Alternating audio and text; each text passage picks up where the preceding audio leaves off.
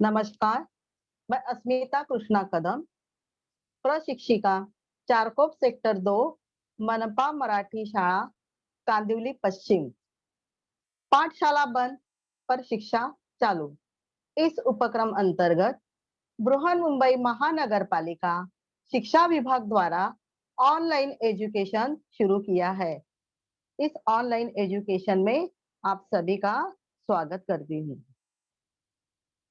बच्चों, आज दिनांक 31 मार्च 2021। आज का सुवचन है, खुद को माचिस की तीली की तरह मत बनाओ। खुद को माचिस की तीली की तरह मत बनाओ, जो थोड़े से घर्षण से सुलग जाती है। बनाना है तो खुद को शांत सरोवर की तरह बनाओ, जिसमें अगर कोई अंगारा भी फेंके तो भी बुझ जाए। बच्चों देखो कि हमें खुद को माचिस की तीली की तरह नहीं बनाना है, जो थोड़े से ही घर्षण से क्या होती है, जल जाती है। यानी हमें ऐसा नहीं बनना है कि जो छोटी सी बात पर झल्ला उठे, गुस्सा करे या चिढ़े। हमें अंगारा नहीं बनना है, जो फूंक मारते ही जल जाता है। तो हमें खुद को किस तरह से बनाना है? शांत सरोवर से। जैसे सरोवर क्या करता है? शांत होता है, बहुत गहरा होता है, और जो अंगारा है उसे तो बुझा देता है। तो हमें खुद को शांत सरोवर की तरह बनाना है। देखो, जैसे कोई हमारा हमसे लड़ता है या झगड़ता है, तो हमें क्या करना है? उसे शांति से समझाना है, उसे शांत करना है। हमें उसे शांति से पेश आएंगे तो वो शांत हो जाएगा। तो उसे हमें प्यार से समझाना चाहिए, वाद नहीं करना चाहिए या लड़ना नहीं चाहिए, क्योंकि वाद से वाद बढ़ता है। इसीलिए हमेशा मन और दिमाग शांत रखना चाहिए। कोई भी समस्या हो, उसे शांति और विवेक से सुलझाना चाहिए। शांति में ही बड़ा सुख होता है। तो हमें क्या बनना है? शांत सरोवर, तो दूसरों को भी शांत करे और खुद को भी शांत करे। सरोवर का मतलब मालूम है ना? सरोवर क्या है? झील होता है, तालाब से बड़ा होता है। तो और उसकी गहराई जो है वो बहुत होती है, वो शांत होता है और दूसरों को भी शांत करता है। तो इसीलिए हमारा दिमाग और मन हमें शांत रखना है। आज बच्चों, हम हिंदी का पाठ्यक्रम तो पूरा हो गया, पोर्शन पूरा हो गया था। आज हम जो सौहार्द सौमनस्य ये कविता है और अंधायुग, हमारे पाठ्य पुस्तक में ये दो जो कविताएं हैं दूसरी इकाई में, तो उसका हम क्या करेंगे? दोहराई करेंगे। दोहराई का मतलब है उजळणी, मराठीमध्ये आपण उजळणी म्हणतो आणि इंग्लिशमध्ये त्याला रिविजन ऐसा कहते कहते हैं, उसे पुनरावलोकन भी कहते हैं। तो आज हम सौहार्द सौमनस्य और अंधायुग इस कविता का दोहराई करेंगे। किससे? कृति या स्वाध्याय से। तो पहला प्रश्न है, हम शुरू करते हैं। पहला प्रश्न है, देखो आपने एक पाठ्य पुस्तक निकाली है, आपके पास पाठ्य पुस्तक है हिंदी का। तो पहली जो कविता है सौहार्द सौमनस्य, पान क्रमांक है 34। तो अपन निकाल के रखो, तो आपको प्रश्न के उत्तर समझ में आ जाएंगे। यह बातें निर्मूल है। कौन सी बातें निर्मूल है?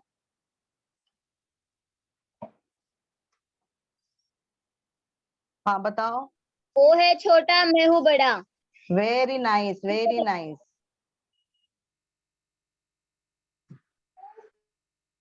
वह छोटा और मैं हूं बड़ा। ये जो बातें हैं ये निर्मूल है, निरर्थक है। कि क्या होता है, देखो वो छोटा है मैं बड़ा हूं, ऐसा समझना गलत है।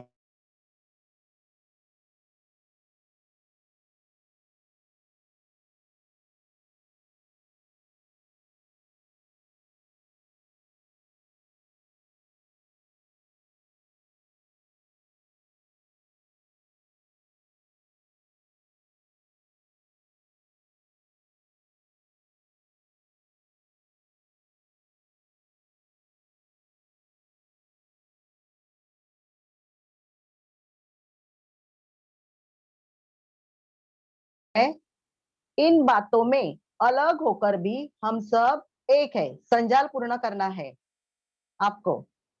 इन बातों में हम अलग है लेकिन हम एक है। किन किन बातों में बताओ। हाँ,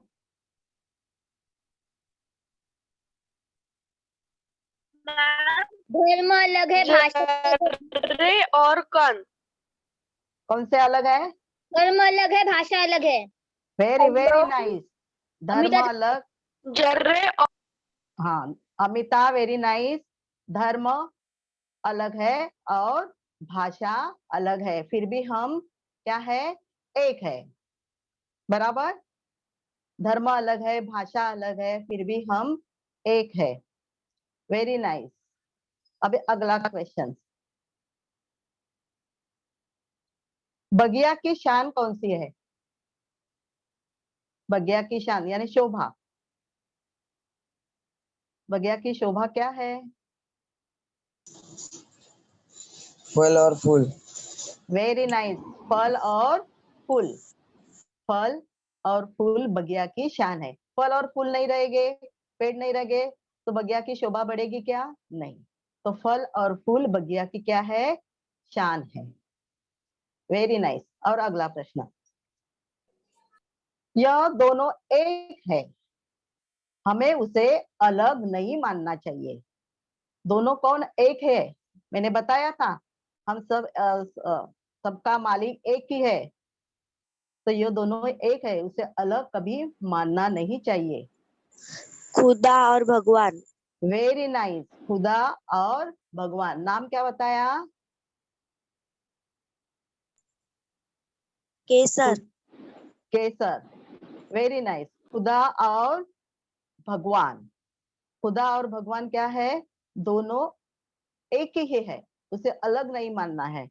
यहाँ पे हमने देखा है जर्रे जर्रे में खुदा, कण कण में भगवान। तो जर्रा और खुदा अलग नहीं है, यानी खुदा सॉरी जर्रा और कण अलग नहीं है, यानी खुदा और भगवान दोनों एक ही है, हमें उसे अलग नहीं मानना चाहिए। चलो आगे देखते हैं।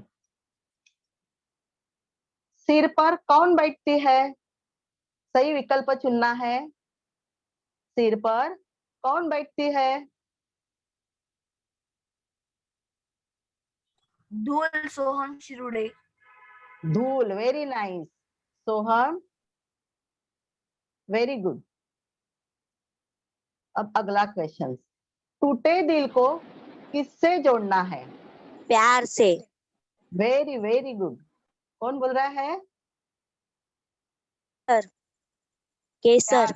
केसर। प्यार से, टूटे दिल को प्यार से जोड़ना है। Very good. फूल बांटते समय पौधे ने क्या नहीं पूछा?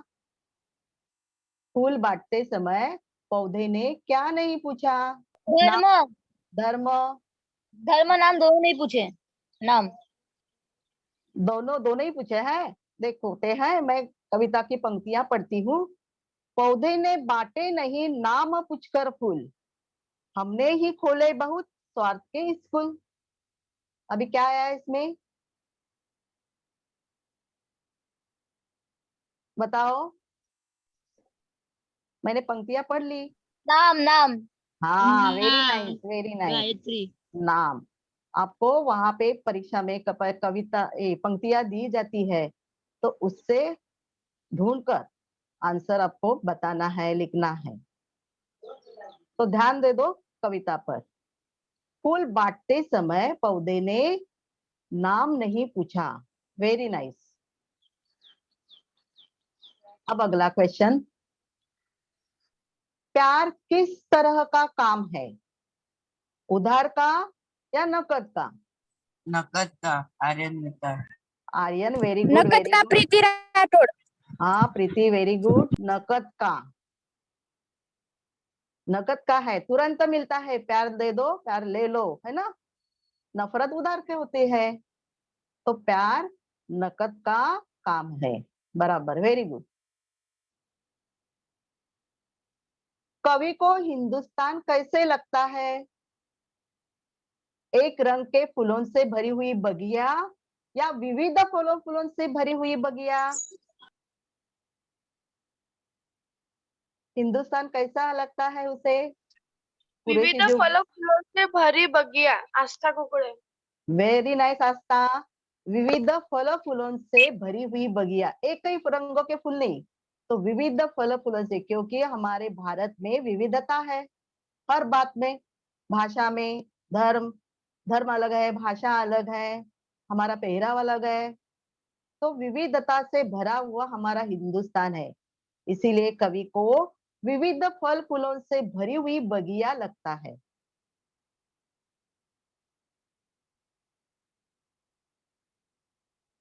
अभी अगला क्वेश्चन देखते हैं, किसके नाम पे लड़ना बेकार है?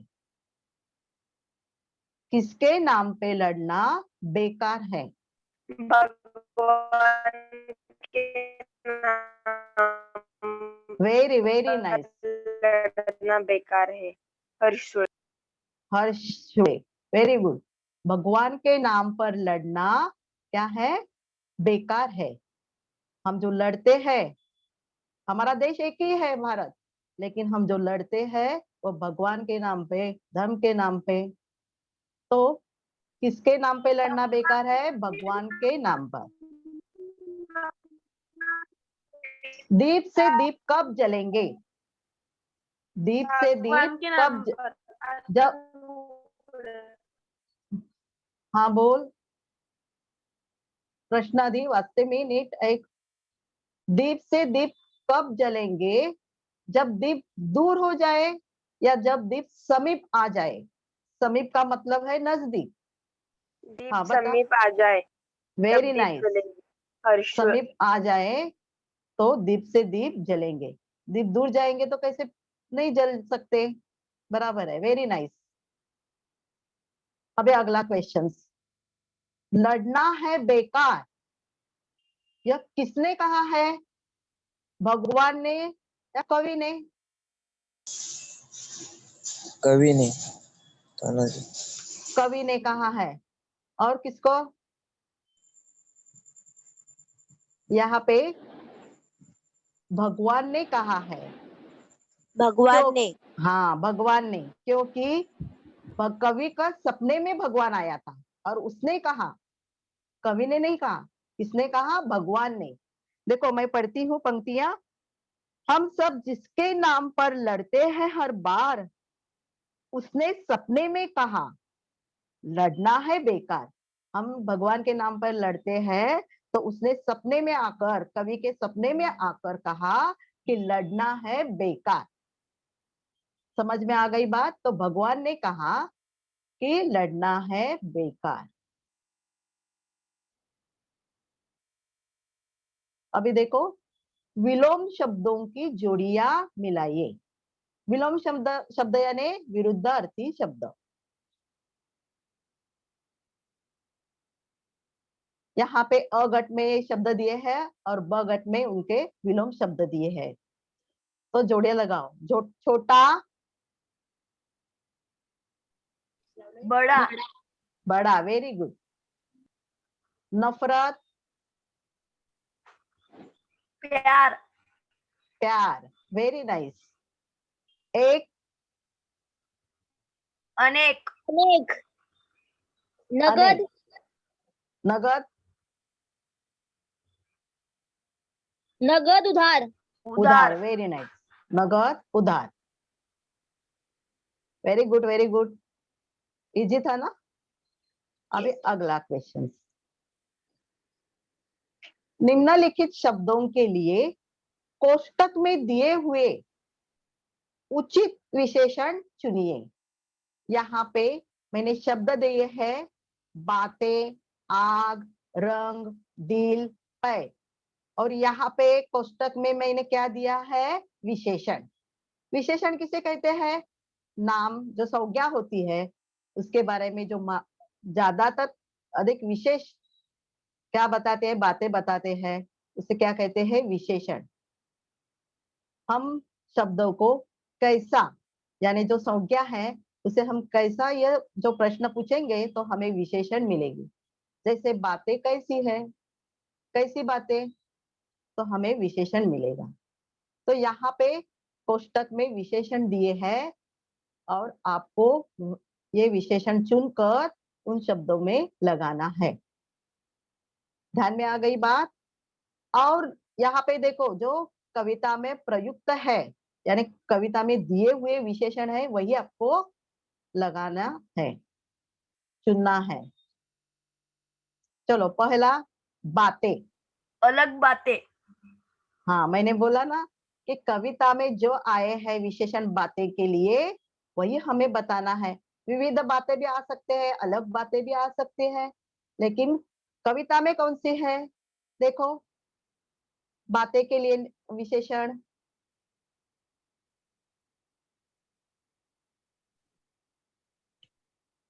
कौन बता सकता है? निर्मूल बातें। वेरी नाइस, निर्मूल बातें। पहला प्रश्न में क्या था कि कौन सी बातें निर्मूल है, पहला ही प्रश्न किया था।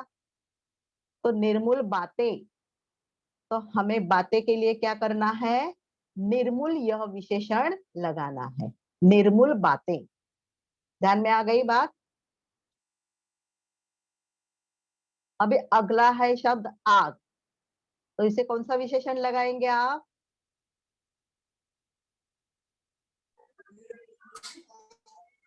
ठंडी आग अमिता चौसिया। वेरी नाइस, ठंडी आग अमिता।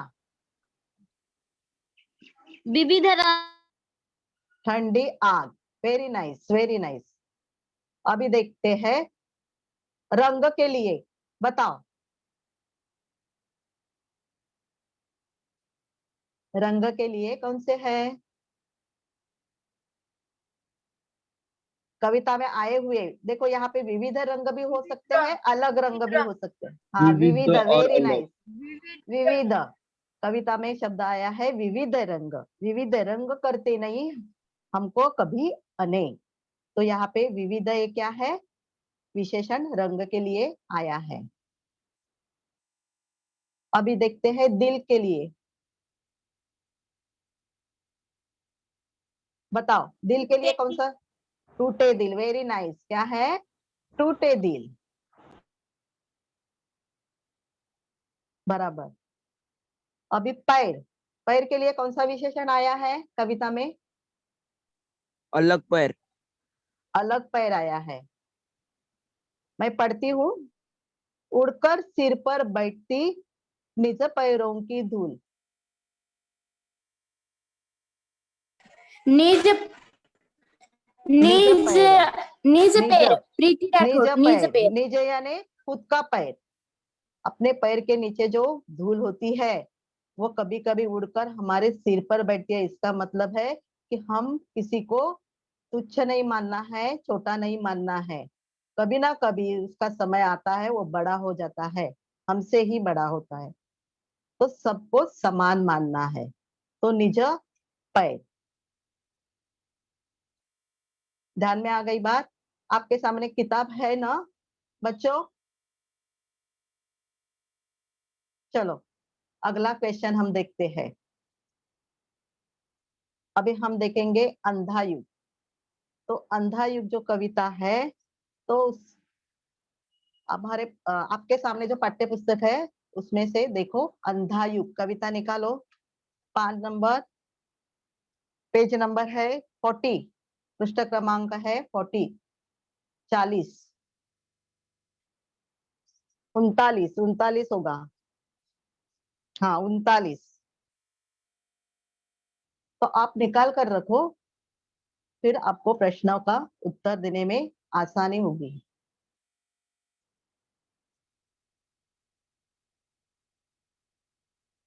कोष्टक में दिए गए उचित विकल्प चुनकर संजाल पूर्ण करना है। समझ में आ गई बात? यहाँ कोष्टक में दिए गए हैं शब्द मैंने श्री कृष्ण, युयुत्सु, वृद्ध, संजय और अश्वत्थामा, ये शब्द है, उसमें से 3 शब्द चुनना है आपको। प्रश्न पूछती हूँ, प्रभु ने इनके पापों का दायित्व अपने ऊपर लिया था। प्रभु ने इनके पापों का दायित्व अपने ऊपर लिया था। इन्होंने पाप किया था जिसका दायित्व, जिम्मेदारी। Ashwatthama. Very very nice. Amita ने किया। संजय और Ashwatthama. Amita, very very nice. Amita Chaurasia, very very good. तो पहला है संजय, दूसरा अश्वत्थामा और तीसरा है युत्सु। Very good. श्री कृष्ण और संजय यहाँ पे, सॉरी, श्री कृष्ण और वृद्ध जो है, श्री कृष्ण ये देव है ना, श्री कृष्ण, तो उन्होंने ही इन पापों का जिम्मेदारी ली थी, तो उनका नाम नहीं आएगा। और वृद्ध तो कहानी बता रहा है, वो व्याध था, शिकारी, वो कहानी बता रहा है, तो वो नहीं। तो यहाँ पे संजय, अश्वत्थामा और युत्सु कौन से पाप किए थे मालूम है आपको? संजय ने क्या किया था?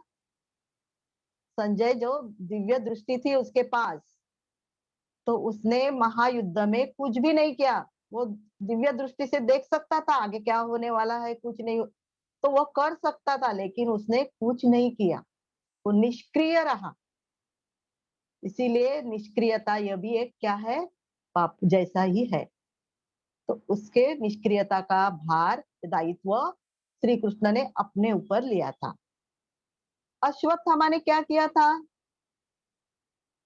अश्वत्थामा ने अर्जुन का जो पुत्र है अभिमन्यु, उसकी पत्नी जो थी रोहिणी, उसके गर्भ को ही पेट में उसे मारा था ब्रह्मास्त्र छोड़कर, और एक वृद्ध की भी हत्या की थी।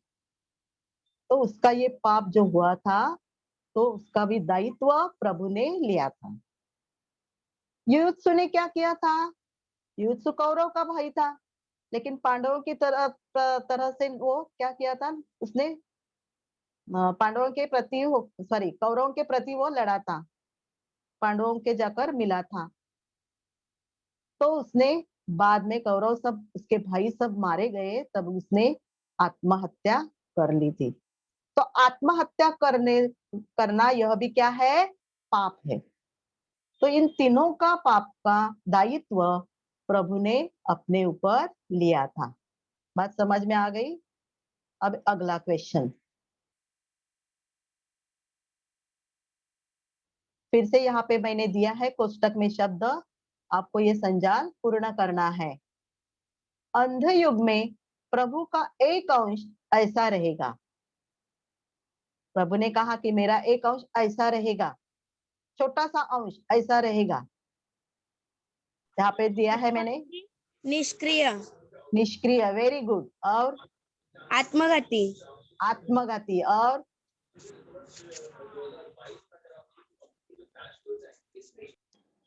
वेरी नाइस, निष्क्रिय, आत्मघाती और विगलित। विगलित का मतलब है विकृत। विगलित, हाँ, विगलित, वेरी गुड वेरी गुड। नाम क्या है? निष्क्रिय, आत्मघाती, आत्मघाती और विगलित, वेरी नाइस। तो यहाँ पे सक्रिय यह नहीं आएगा और जीवित नहीं आएगा। तो निष्क्रिय, आत्मघाती और विगलित। निष्क्रिय कौन था? संजय। आत्मघाती युत्सु, और विगलित यानी विकृत कौन था? अश्वत्थामा। तो अंधे युग में ऐसे भी लोग रहेंगे। द्वापर युग में उनकी मुक्ति हो गई थी श्री कृष्ण की मृत्यु के बाद, लेकिन उन्होंने कहा कि मेरी मृत्यु क्या है, सिर्फ रूपांतरण है। मैं क्या करता हूँ, मेरा रूप बदल जाता है, मैं रूप बदलता हूँ, मेरा मरण नहीं है, सिर्फ मेरा रूप बदला है। तो द्वापर युग समाप्ति के बाद भी आत्मा अमर है, तो प्रभु की आत्मा अमर है ना, तो प्रभु का थोड़ा सा अंश जो पाप का दायित्व लिया था प्रभु ने, उसका थोड़ा सा अंश अंधे युग में भी होगा। तो कौन सा है? निष्क्रियता, आत्मघाती, विगलित, ऐसे भी लोग आज रहेंगे। अगला क्वेश्चन, अश्वत्थामा के अनुसार में व्यक्ति, अश्वत्थामा के अनुसार नए अर्थ में व्यक्ति कौन से है? अर्धबर्बर, आत्मघाती, अनास्थामय, मर्यादा युक्त, विकृत या निर्भय। अश्वत्थामा ने उसे नया अर्थ दिया था। जो लोग ऐसे बुरे होते हैं उनको अश्वत्थामा के अनुसार नया अर्थ में क्या बोलते हैं? देखो उन्होंने कहा, अर्धबर्बर, आत्मघाती, वेरी नाइस, अमिता चौरसिया। अनास्थामय, very Amita, very very good. विकृत, अर्धबर्बर,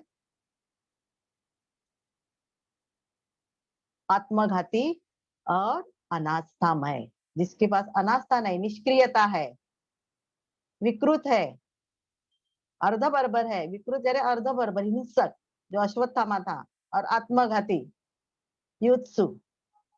तो इस तरह के उन्होंने अश्वत्थामा ने व्यक्ति को नए अर्थ दिए हैं। अश्वत्थामा के अनुसार ये नए अर्थ है व्यक्ति के। कविता में अगला क्वेश्चन है, कविता में प्रयुक्त पात्र, कविता में जो पात्र है, पात्र किसे कहते हैं? ये काव्य नाट्य है, गीति नाट्य है, बराबर, अंधायुगीय गीति नाट्य है, नाटक है। तो इसमें भाग लेने वाले, संवाद बोलने वाले या अभिनय करने वाले जो लोग होते हैं उसे क्या कहते हैं? पात्र। तो यहाँ पे कौन से 3 पात्र है बता सकते हैं? श्री कृष्ण, युत्सु, वृद्ध, संजय या अश्वत्थामा?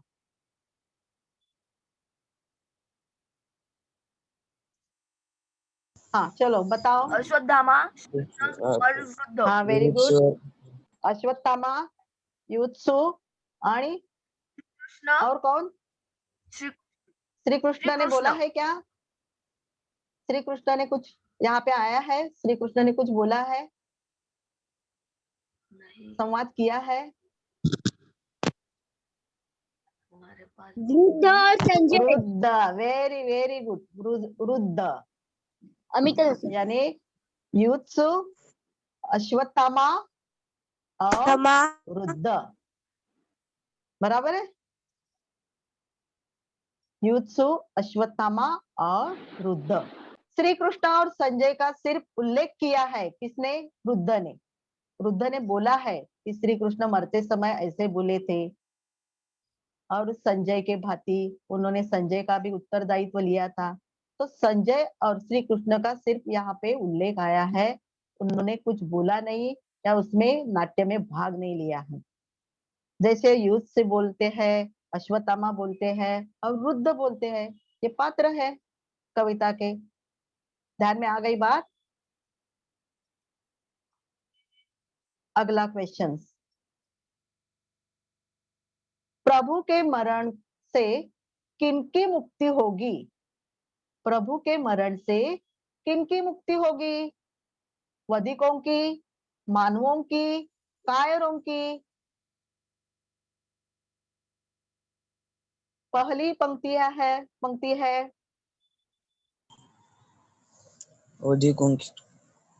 वेरी नाइस, वधिकों की। प्रभु के मरण से किनकी मुक्ति होगी? वधिकों की, वध करने वाले जो होते हैं उनका दायित्व लिया था प्रभु ने, तो प्रभु के मरण के बाद उनकी क्या हो गई? मुक्ति हो गई। अगला क्वेश्चन, युत्सु ने प्रभु के मरण को कौन सा मरण कहा है? युत्सु ने प्रभु के मरण को कौन सा मरण कहा है? शूर मरण, कायर मरण या व्यर्थ मरण? कायर मरण, वे- वेरी नाइस आस्था। कायर मरण, यूथ ने कहा है, क्या कहा है देखो, बोले अवसान के क्षणों में प्रभु मरण, सॉरी क्या कहा कि किंतु रक्षा कैसे होगी अंधे युग में मानव भविष्य की प्रभु के इस कायर मरण के बाद। यूथ ने कहा है कि प्रभु का मरण ये कायर मरण है। क्यों कहा है ऐसा? क्योंकि श्री कृष्ण ने तो बलाढ्य दैत्यों का, असुरों का संहार किया था। फिर भी एक मामूली शिकारी, व्याध, शिकारी यानी व्याध, उससे उन्होंने अपनी मृत्यु स्वीकारी। तो ये मरण क्या हो गया? कायर, डरपोक हो गया, है ना। कायरों के भांति उन्होंने ये मरण स्वीकारा था, एक मामूली शिकारी के व्याध के हाथों से। इसीलिए युद्ध ने उसे कायर मरण कहा है।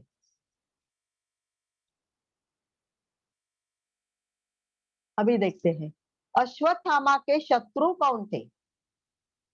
अश्वत्थामा के शत्रु कौन थे? युत्सु, वृद्ध, श्री कृष्ण। अश्वत्थामा का मणि छीन लिया, जो मणि थी वो छीन ली थी, उनको शाप दिया था अश्वत्थामा को। अश्वत्थामा के शत्रु श्री कृष्ण थे आस्था।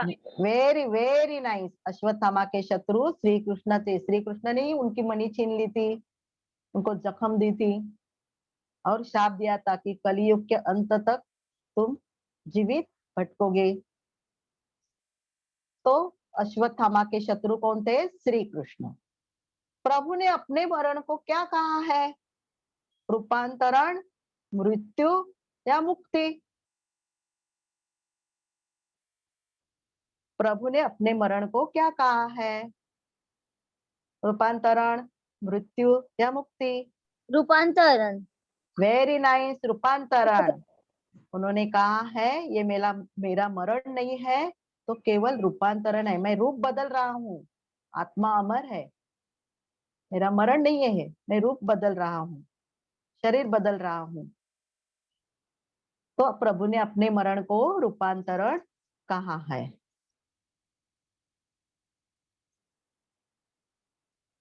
अभी अगला क्वेश्चन, शब्द समूह के लिए एक शब्द चुनिए। शब्द समूह के लिए एक शब्द होता है, तो वो चुनना है आपको। बताओ, जो कोई काम या क्रिया नहीं करता हो उसे क्या कहते हैं? सक्रिय या निष्क्रिय? निष्क्रिय। प्रीति राठौड़ निष्क्रिय। वेरी गुड, निष्क्रिय। प्रीति प्रीति, प्रीति राठौड़, वेरी वेरी गुड प्रीति। दूसरा क्वेश्चन है, वध करने वाला। वध करने वाला कौन होगा? वधिक या कायर? कायर। देखो, वध करने वाला, रुचि पाटिल देखो, वध करता है, वो कायर होता है, डरपोक करेगा। कायर का मतलब है डरपोक। वधिक। वधिक हाँ, अनुपकोसिया। Very very nice. तो वधिक, वध करने वाला वधिक। कायर कभी कर नहीं सकता वध, तो डरपोक है। कायर का मतलब है डरपोक। तो वध करने वाला वधिक।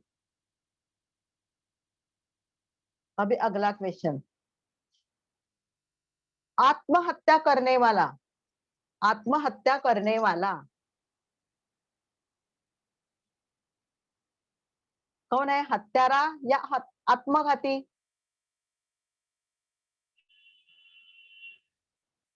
आत्मघाती अमिता चौरसिया।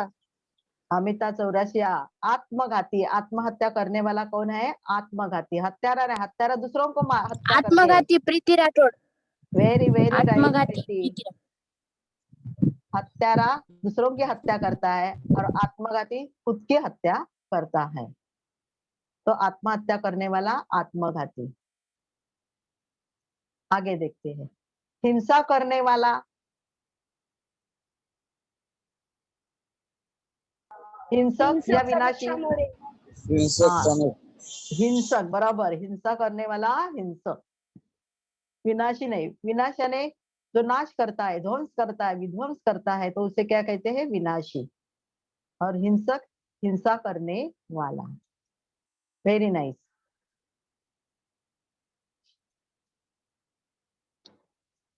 अभी देखते हैं आगे, पर्यायवाची शब्द चुनिए। पर्यायवाची यानी समानार्थी शब्द, पर्यायवाची शब्द चुनिए। विनाश, विनाश के लिए क्या है? विनाश अभी ही हुआ। हाँ बोलो।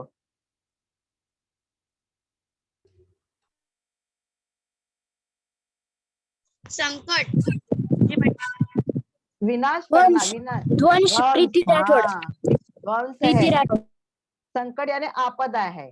प्रीति अच्छा जवाब दिया, ध्वंस। विध्वंस यानी नाश करना, उसे क्या कहते हैं? विनाश। विध्वंस भी कहते हैं, ध्वंस भी कहते हैं। और संकट का मतलब है आपदा, जो संकट आता है।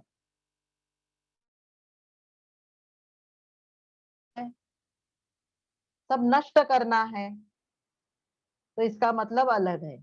और संकट यानी आपदा आती है। हाँ, अगला क्वेश्चन है, सॉरी नूतन, नूतन के लिए बताओ।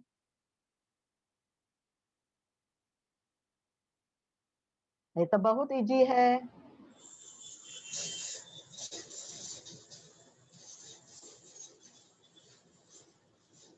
नया, नया, Amita Chaurasia, very very good, नया। नूतन यानी नया। अवसान, अवसान के लिए क्या है? समाप्ति या धैर्य। बोले अवसान के क्षणों में प्रभु। अवसान, धैर्य, प्रीति राठौड़, धैर्य मराठीमध्ये हम बोलते हैं धैर्य अवसान के लिए। यहाँ पे देखो, बोले धैर्य, अवसान समाप्ति का क्षण, अंतिम क्षण, यानी मरण, मरण का जो क्षण होता है उसे क्या कहते हैं? हाँ, समाप्ति। अवसान के क्षण में प्रभु बोले मरण नहीं है, वो व्याध। तो अंतिम क्षण जब होता है उसे क्या कहते हैं? अवसान। दायित्व, दानत या जिम्मेदारी। पापों का दायित्व श्री कृष्ण ने हाँ, जिम्मेदारी, वेरी नाइस, जिम्मेदारी। व्याध, वाघ या शिकारी। व्याध का अर्थ क्या है? वाघ बोलते हैं या शिकारी? शिकारी शिकारी शिकारी, वेरी वेरी नाइस। बाघ नहीं बोलते हैं ना उसे।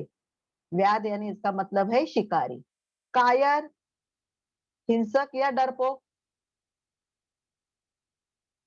डरपोक, डरपोक, very nice, very nice, very nice. अभी अगला क्वेश्चन देखते हैं।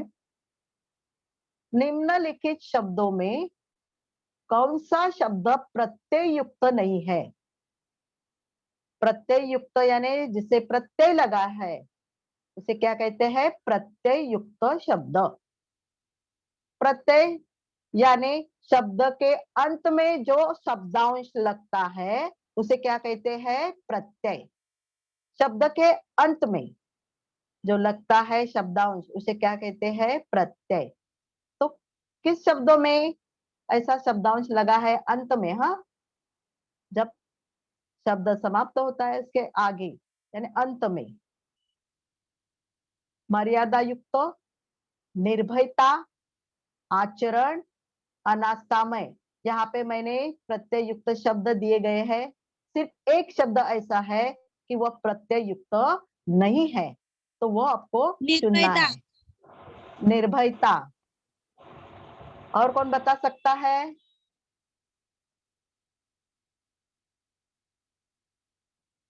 आचरण, वेरी नाइस, आचरण। किसने कहा? आचरण। अभी देखो यहाँ पे क्या है कि मर्यादा युक्त। Jahnavi Shinde, very very nice, Jahnavi Shinde. अच्छी तरह से आपको मालूम है प्रत्यय कहाँ लगता है और उपसर्ग कहाँ लगता है।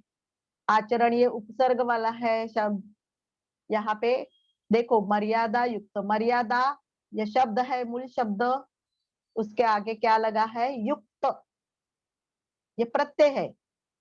तो प्रत्यय युक्त शब्द कैसे बना? मर्यादा युक्त। ध्यान में आ गया? मर्यादा यह जो शब्द है उसके अंत में यह जो शब्दांश लगा है युक्त, उसे क्या कहते हैं? प्रत्यय। तो ये शब्दों को ये प्रत्यय लगा तो यह प्रत्यय युक्त शब्द बना, मर्यादा युक्त, यह प्रत्यय युक्त शब्द है। उसी तरह निर्भय यह शब्द है, उसके अंत में ता यह शब्दांश लगा है, प्रत्यय लगा है। कौन सा प्रत्यय लगा है? ता। तो निर्भयता यह प्रत्यय युक्त शब्द बना। आता यहाँ देखो आचरण, आचरण के अंत में कुछ नहीं लगा है, चरण ये शब्द है उसके अंत में नहीं लगा है, तो पहले लगा है आ। आज ये जो शब्दांश है ये पहले लगा है, तो पहले लगता है उसे क्या कहते हैं? उपसर्ग। और अंत में जो लगता है उसे कहते हैं प्रत्यय। तो यहाँ पे प्रत्यय नहीं है। अब यहाँ पे देखो अनास्थामय जो शब्द है, यहाँ पे आस्था ये शब्द है, तो उसके पहले अन ये शब्दांश जो लगा है उसे क्या कहते हैं? उपसर्ग। यहाँ उपसर्ग भी लगा है और अंत में मय यह प्रत्यय जो है यह भी लगा है, तो यह प्रत्यय युक्त भी शब्द हुआ और उपसर्ग भी। यहाँ पे सिर्फ उपसर्ग लगा है, प्रत्यय नहीं लगा है, तो यहाँ पे यही आचरण ये प्रत्यय युक्त शब्द नहीं है। समझ में आ गई बात? हाँ बच्चों, प्रत्यय और उपसर्ग में फर्क समझ में आ गया? अब देखते हैं अगला क्वेश्चन। अगला क्वेश्चन देखते हैं, निम्नलिखित शब्दों में कौन सा शब्द विशेषण युक्त नहीं है? आपने देखा अभी विशेषण कैसे लगाते हैं, हमने विशेषण लगाए हैं। किस शब्दों को विशेषण नहीं लगा है यह आपको बताना है। दिव्य शांति, भविष्य, कायर मरण, अंधायुग, किसको विशेषण नहीं लगा है? मैंने अभी बताया शब्द का विशेष जो जानकारी देते हैं उसे क्या कहते हैं? हाँ भविष्य, वेरी नाइस। क्या बोला, नाम क्या बोला आपने? तानाजी। Tanaji, very good. भविष्य यह जो शब्द है उसे विशेषण नहीं लगा है। जैसे यहाँ पे शांति यह शब्द है, उसे विशेषण क्या है? उसका विशेषण दिव्य है। शांति कैसी है? दिव्य। यहाँ पे देखो मरण, मरण ये शब्द है उसको विशेषण लगा है कायर। मरण कैसा है? कायर है। यहाँ पे अंधायुग, युग ये शब्द है तो उसे विशेषण लगा है अंधायुग। कैसा युग है? अंधा। यहाँ पे भविष्य जो शब्द है उसे विशेषण नहीं लगा है, तो यह विशेषण युक्त शब्द नहीं है।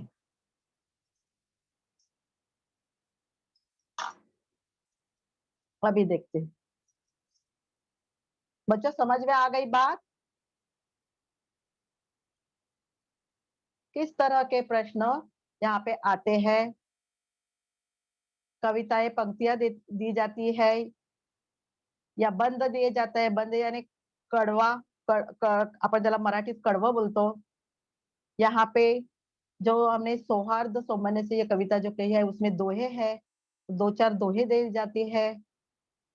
तो इस तरह से परीक्षा में कविता हमारे सामने होती है, हमें सिर्फ ढूंढना है क्वेश्चंस, और व्याकरण का भी ज्ञान होना चाहिए और स्वमत भी लिखना चाहिए। स्वमत भी होता है, तो अच्छी तरह से ये दोनों का दोहराई हो गई है ना, ध्यान में रखो। धन्यवाद बच्चों।